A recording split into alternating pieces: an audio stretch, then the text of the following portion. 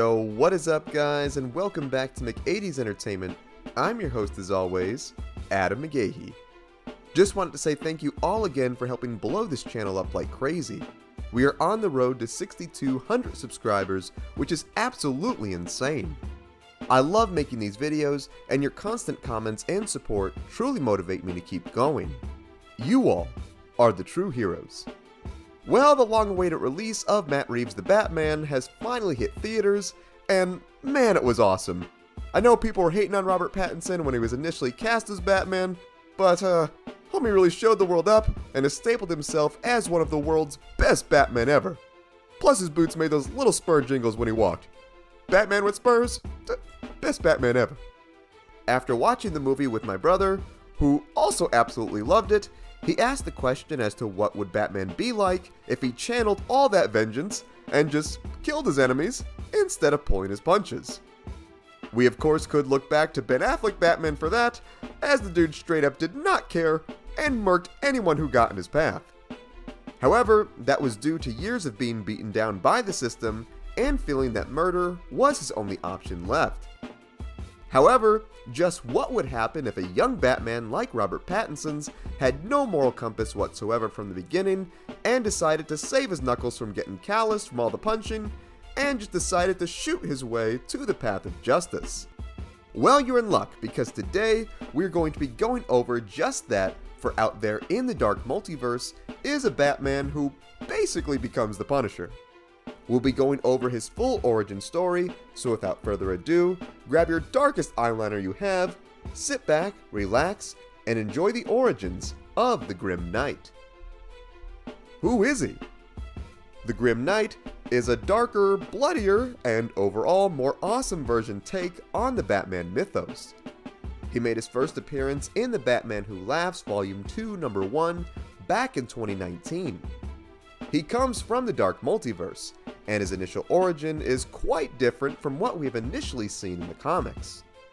It starts out similar enough, with a young Bruce Wayne witnessing the brutal murder of his parents Thomas and Martha by the hands of Joe Chill in the iconic Gotham alleyway. However, this is where things would soon change. After the killing, Scumbag Joe must have been a bit clumsier on this earth, for he soon tripped, dropping the gun that killed the Waynes. Frantically looking for Martha's pearls, Chill then looked on at a traumatized Bruce staring at the murder weapon. Joe tells the kid to scram, but this Bruce was not about to give in to the fear. He then picked the gun up and aimed it at Joe, where he told him to shut up and die, and then proceeded to shoot the man multiple times, ending the life of his parents' murderer. Man, this story starts out dark. I can already hear Zack Snyder breathing frantically in the background while reading this as he writes his next idea for a Batman movie. This is right up Zack's crime alley.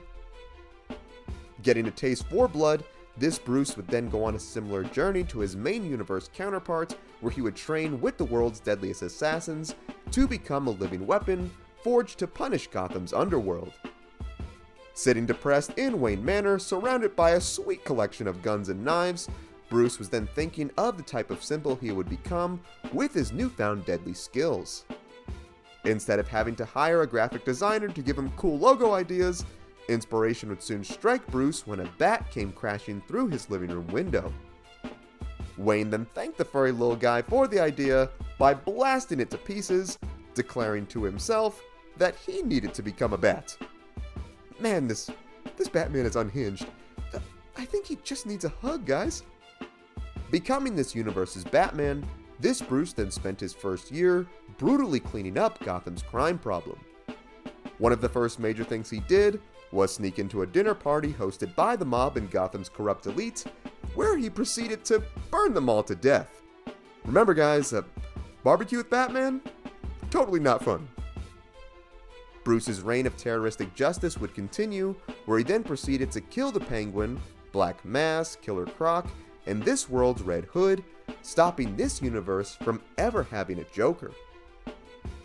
Thinking he had crossed the line, this world's Jim Gordon proposed to the Gotham police that this Batman needed to be stopped. Seemingly applauding the vigilante for doing their jobs for them, Detective Flass countered Gordon's proposal. Ignoring this, Gordon assembled his own team of officers who believed in taking the Batman down. Later on, Jim and his men used the bat signal to lure the hero in. Thinking he was being summoned to brutally kill another baddie, the Dark Knight arrived, only to be double-crossed by the GCPD, who had placed a magnet inside the signal, which pinned the hero to it.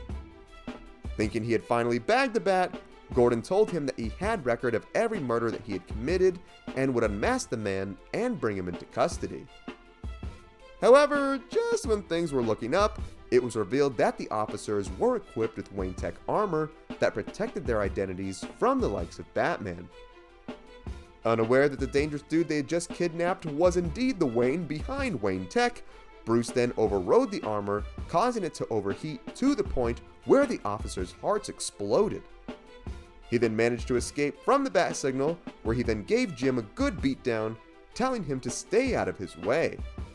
During this time, he had even rigged 2 blimps armed with explosives to crash into Arkham Asylum and Blackgate Penitentiary, killing nearly every criminal in the city. Man, one thing about this Batman is, dude definitely manages time efficiently. Grim Knight puts in the work and the hours.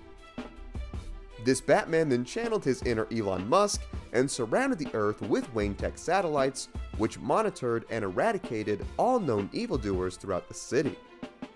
Wanting Alfred to look on at this supposed masterpiece, our favorite well-dressed British butler refused to take part in this violence any longer, declaring that this is not what Bruce's parents would have wanted. Before he could leave, Bruce then threatened to detonate the bomb that he had placed in Alfred's neck if he tried to bail. Jeez, bro. I mean, I kinda liked you before, but as soon as you lay hands on Alfred, you automatically go in the book of villains who deserve to go to hell. Nobody puts Alfred in the corner.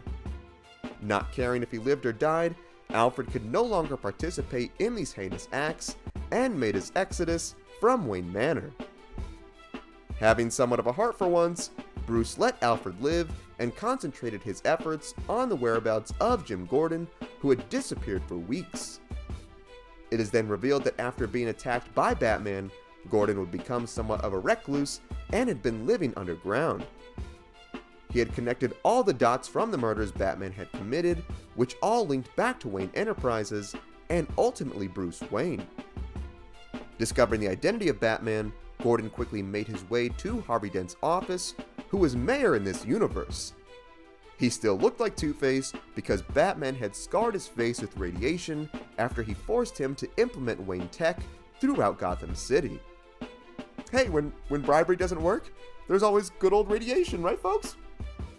Showing Dent the evidence he had collected, Gordon and the GCPD made their way to Wayne Manor, where they surrounded Bruce Wayne, who showed up looking extra drippy. I mean, come on, the dude is dressed real nice here.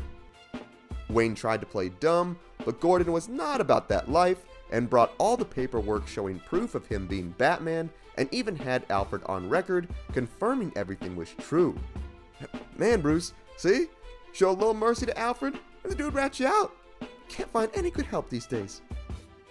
Knowing that this was the end of the line, Bruce went to draw his gun on Gordon, but Jim definitely must have been brushing up on some karate skills during his weeks of hiding, for he disarmed Bruce and beat the snot out of him, humiliating the Batman in front of the entire Gotham Police Department.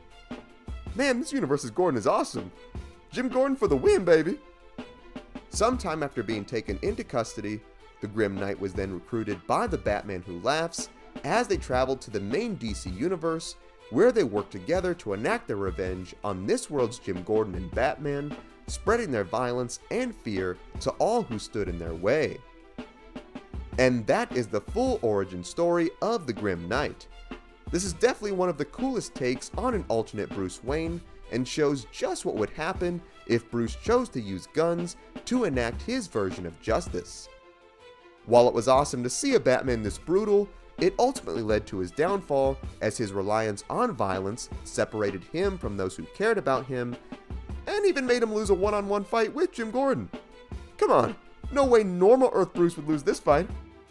The Grim Knight is a fascinating character, and his partnership with the Batman Who Laughs would prove to be one of the most deadly that Batman had ever faced. I really hope that we get to see more of him in the future. Would love to see him in animation, or even in a potential video game. What I would love more than anything though is to hear what you think. Did you know this about the Grim Knight? Was there something I missed? What other comic characters would you like to see us cover? Sound off in the comments. Also be sure to give this video a like if you enjoyed today's content, subscribe to the channel, and tap the bell icon to be notified of all of our latest videos. Thank you so much for watching. If you enjoyed the music in the video, it was all made by my boy Ognihs. You can check out his Spotify in the link below. You can also check out our new Patreon, also in the link below. Thank you so much for watching. Remember, you are awesome and loved. God bless, and I will see you in the next one.